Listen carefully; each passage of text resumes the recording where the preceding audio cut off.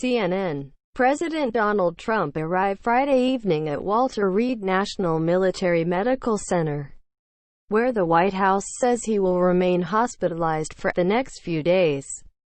Emerging from the White House residence at 6:16 p.m. Eastern Time for his first public appearance since announcing 16 hours earlier he had tested positive for coronavirus, Trump walked under his own power to his waiting helicopter and displayed no major outward signs of illness.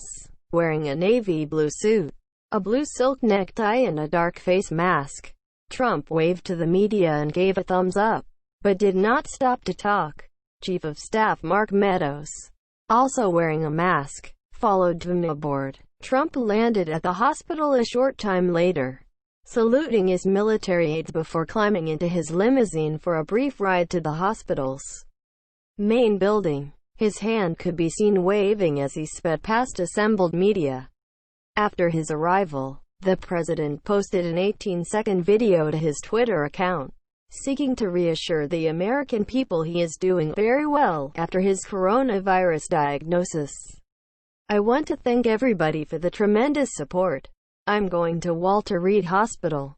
I think I'm doing very well. We're going to make sure that things work out. The First Lady is doing very well. So thank you very much. I appreciate it. I will never forget it. Thank you," he said.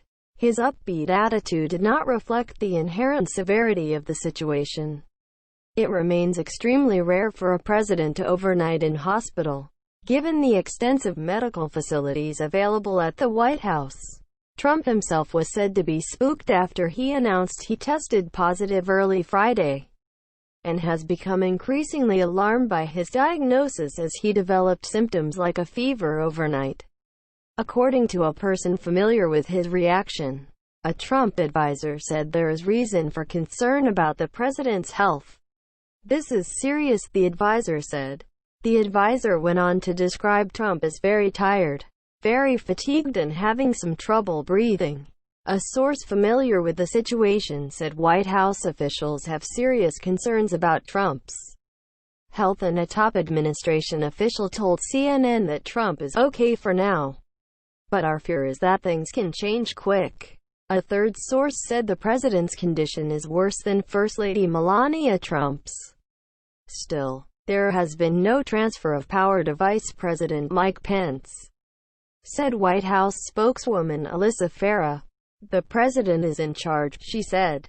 A White House official on Friday evening stressed there is no reason for the public to be alarmed about Trump's condition. The official acknowledged that Trump is dealing with some symptoms of the virus and is fatigued. But, according to the official, the president's condition is not deteriorating. The official said there are plans to keep the public updated on Trump's health over the coming days. "The president is taking the situation very seriously," the official added. The White House had continued to insist the president remains in good spirits, has mild symptoms, and has been working throughout the day in the hours before he traveled to Walter Reed.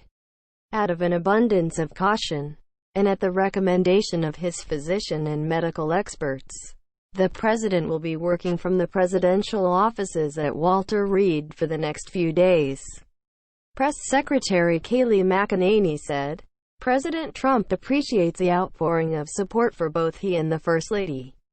An administration official said Pence was working from his residence at the Naval Observatory and remains in good health, taking Regeneron antibody cocktail. Trump has had a fever since Friday morning, a person familiar with the matter said, though an official said the fever remains consistent with the White House's description of mild symptoms. Earlier in the afternoon, Trump's physician wrote in a memo he remains fatigued but in good spirits. He's being evaluated by a team of experts, and together we'll be making recommendations to the President and First Lady in regards to next best steps, Navy Commander Dr. Sean Conley wrote. He said Trump had been administered a Regeneron polyclonal antibody cocktail and has been taking zinc, vitamin D, famotidine, melatonin and a daily aspirin. The decision to give Trump an experimental monoclonal antibody cocktail illustrates how concerned the White House may be about his COVID-19 diagnosis. Dr. Jonathan Reiner, CNN medical analyst and professor at George Washington University, told CNN on Friday, "The big news there is that he got an experimental drug. He got a drug not approved by the FDA," said Reiner, who has treated former Vice President Dick Cheney. The memo also said Melania Trump remains well with only a mild cough and headache, and the remainder of the first family is well and have tested negative. The president disclosed in the early morning hours on Friday that he and the First Lady had tested positive for coronavirus. The development threw the country's leadership in turmoil and lent new uncertainty to the unfolding presidential race. Moments before news broke that Trump was heading to Walter Reed, Democratic presidential nominee Joe Biden said he was suspending negative advertising for the time being. The gang of 8 top leaders of Congress and top lawmakers on the House and Senate Intelligence committees have not been briefed on Trump's health. According to 2 sources familiar, the group typically gets briefed on classified intelligence and national security matters. The sources added, 2 officials from 2 previous administrations tell CNN that the presidential offices consist of a suite of rooms on the sprawling campus of Walter Reed, including a sitting room, a conference room and a hospital bedroom. But the officials, 1 Democrat and 1 Republican, both said the explanation in McEnany's statement stood out to them as curious. The offices are not dedicated for presidential use only, but the suite of offices is a place where presidents can go while they are on the medical campus. This story has been updated with additional developments.